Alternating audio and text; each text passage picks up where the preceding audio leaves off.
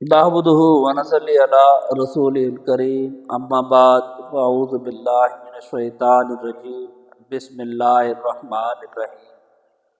ہم صیغے بنانا سیکھ رہے تھے اور ہم نے ابتدا کی تھی فعل ماضی تھے، اور ہم نے کہا تھا کہ ماضی کی دو اقسام ہیں، ماضی معروف اور ماضی مجہول۔ ماضی معروف کی ہم نے یہ کہا کہ فعل کی نسبت زمانہ ماضی میں جب فاعل کے ساتھ ہو تو وہ ماضی معروف ہے، اور جب مفعول کے ساتھ نسبت ہو تو وہ ماضی مجہول ہے۔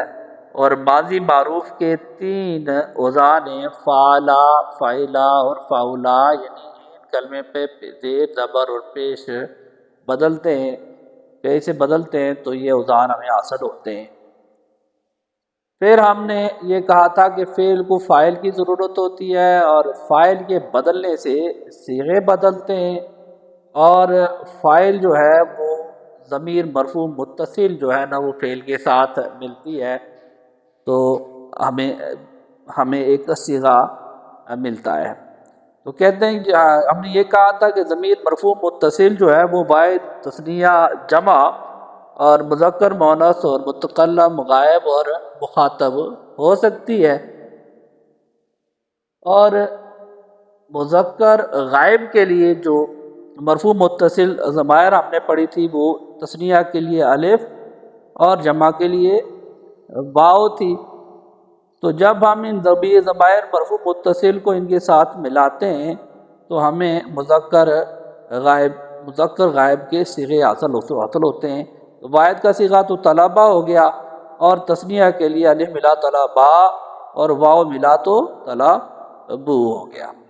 پھر مؤنث کے لیے ہمیں پہلے جو مذکر غائب کا صیغہ تھا اسے مؤنث بنانا ہے، تائے تانیث لگا کر، تو طلبا کے ساتھ تائے تانیث لگی تو یہ طلبت ہو گیا۔ اور تثنیہ کے لیے اس کی ضمیر مرفوع متصل الف ہوتی ہے تو اس کو اس کے ساتھ ملاتے ہیں تو یہ طلبتا۔ اور جمع کے لیے مرفوع متصل جو جمع مؤنث کے لیے ہوتا ہے نون نسوہ ہوتا ہے، اس کو ملایا تو یہ طلب نا ہو گیا۔ تو جو اس کی ضمائر بن گئی تثنیہ کے لیے الف اور جمع کے لیے نون نسوہ۔ اور پھر مذکر مخاطب کے لیے واحد کے لیے تا ہے، تثنیہ کے لیے تما اور جمع کے لیے تم، ضمائر مرفوع متصل ہیں۔ تو تا کو جب طلبہ کے ساتھ ملایا تو طلب تا ہوا، اور تما کے ساتھ ملایا تو طلب تما ہو گیا، اور تم سے ملا تو طلب تم ہو گیا۔ تو اس طرح ہمیں واحد، تثنیہ اور جمع کے صیغے حاصل ہوتے ہیں۔ پھر اس کے بعد ہم مؤنث مخاطب کے لیے بھی تین ضمائر جو ہوتی ہیں مرفوع متصل ہوتی ہیں، وہ ہے تی، تما اور تنا۔ تو واحد تی کے ساتھ جب ہم طلبہ کو ملاتے ہیں، یہ فاعل کے طور پر کام کرتے ہیں تو طلبتی، اور تما جو اس کی تثنیہ کی مرفوع متصل ضمیر ہے تثنیہ، طلبہ کے ساتھ مل کر طلب تما ہو جاتی ہے۔ اور طلبہ جب تنا جمع کی ضمیر مرفوع متصل ہے مؤنث کے لیے تو یہ طلب تنا ہو جاتا ہے۔ تو اس طرح یہ تین صیغے بنتے ہیں۔ پھر ہم نے پڑھنی جب ہم کرتے ہیں متکلم کے صیغے بناتے ہیں تو واحد متکلم کی جو ضمیر مرفوع متصل ہوتی ہے وہ تو ہوتی ہے، اور جمع کے لیے مرفوع متصل ضمیر نا ہوتی ہے۔ تو کو جب ہم طلبہ جو کہ فعلا کے وزن پر ہے اس کو اس کے ساتھ ملاتے ہیں تو یہ طلب تو ہو جاتی ہے، اور جب نا جو جمع کے لیے مرفوع متصل ضمیر ہے طلبہ کے ساتھ ملتی ہے تو یہ بنتا ہے طلب نا۔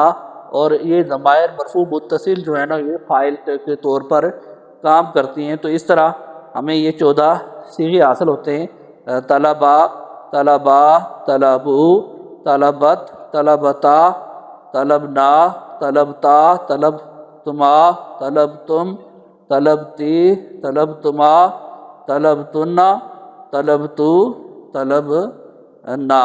تو اس طرح آج ہم نے جو تینوں ماضی کے اوزان تھے، فعلا، فعولا اور فعلا، ان تینوں وزان کے ہم نے کر لیے، تو اس کے بعد ہم مجہول کے لیے ایک ہی وزن ہے، وہ ہے فعلا، تو اس کے لیے ہم ایک دو گردانے کریں گے اور دیکھیں گے، لیکن طریقہ بالکل اسی طرح سے ہے کہ ہم نے ضمیر مرفوع متصل کو ضمیر جو مرفوع متصل ہوتی ہے اس کو بحیثیت فاعل فعل کے ساتھ ملانا ہے، کیونکہ ہوتی بھی یہ متصل سے ظاہر ہے کہ متصل ملی اس کے ساتھ، اور معنی بھی اس وقت دیتے ہیں جب یہ کسی کے کلمے کے ساتھ لگتی ہیں، ملتی ہیں۔